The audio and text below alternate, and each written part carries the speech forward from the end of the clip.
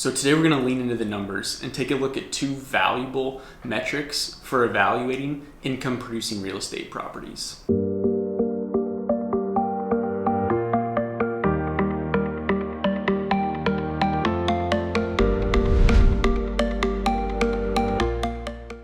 So the first metric that we're taking a look at, you've probably heard of before. It's one of the most widely used metrics for evaluating income producing real estate. That's the cap rate.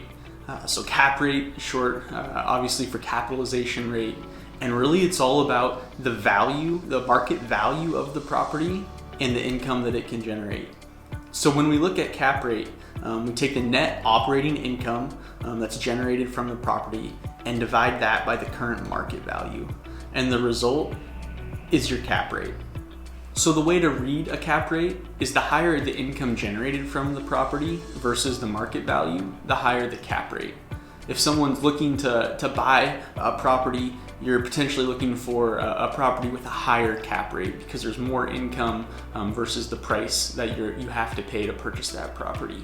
Inversely, if you're on the sell side, you're looking to sell your property at the lowest cap rate possible because that means you're getting the most dollars in exchange for the property and the income that it generates. So one thing to keep in mind with cap rates is typically there's a positive correlation between cap rate and the amount of risk you're taking with the property.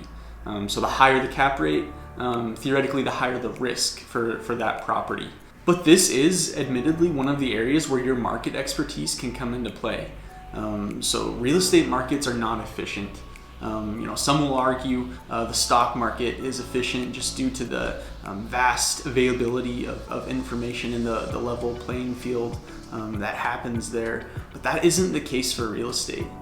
So if you are able to identify a discrepancy there, so where risk and reward, as defined by cap rate in this scenario, aren't in line, that's where you can potentially identify an imbalance in the market and capitalize on that with your market expertise. So there's 4 different ways that you can make money off of income producing real estate.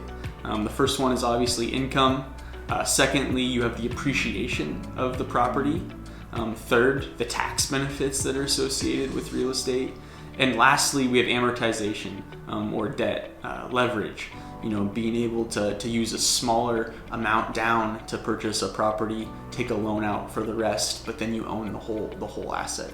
So that's one of the downsides of cap rate, is really we're only looking at the current value of the property and the income that it generates. So we're not seeing those other 3 characteristics of rental real estate that provide value in the long run. So that's where we shift to other metrics to really see that full value. So if you want to be able to evaluate all 4 of the ways that a property can provide value in your overall financial plan, we really recommend taking a look at the APOD analysis.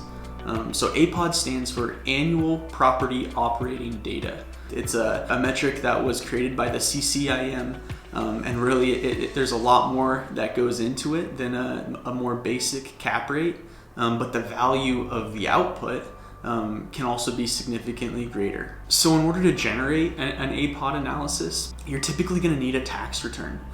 Some of the data that's required to input into this type of an analysis would be things like the leverage that's being used on the property, the cost basis of the property, the depreciation, all of the expenses, pretty much anything that you would see on a Schedule E of a tax return, that's going to be inside of this analysis. So it takes a lot more work, but we would argue that the work is worth it in exchange for that valuable output. And what that valuable output is an IRR, or internal rate of return. And this allows you to take a look holistically at the property, see what that rate of return that's being generated from all 4 categories. So income, appreciation, tax benefits, and then leverage. So it accounts for all 4 of those things. And then it allows for a little bit more of an apples to apples comparison to other real estate opportunities that you might be looking at, or even other asset classes. If you want to compare it to stocks, bonds, REITs, whatever else you might be looking at, it allows you to do that far beyond just the income side that you can see with a cap rate. And lastly, if you're working with a financial planner, the data output from an APOD analysis can really help you incorporate that investment into your comprehensive financial plan. So that APOD, the data that's stored there, that allows your planner to input that data into their software, incorporate it into your overall plan, and help you make a decision as to if purchasing a property or selling a property is the right decision for you. So anytime you're making a financial decision, we just believe that the more knowledge and data that you have available, the better. So our goal is for our clients to be making a confident and informed decision with each of their investment decisions. And when it comes to income producing real estate investments, we think that the APOD is really the best way to do that.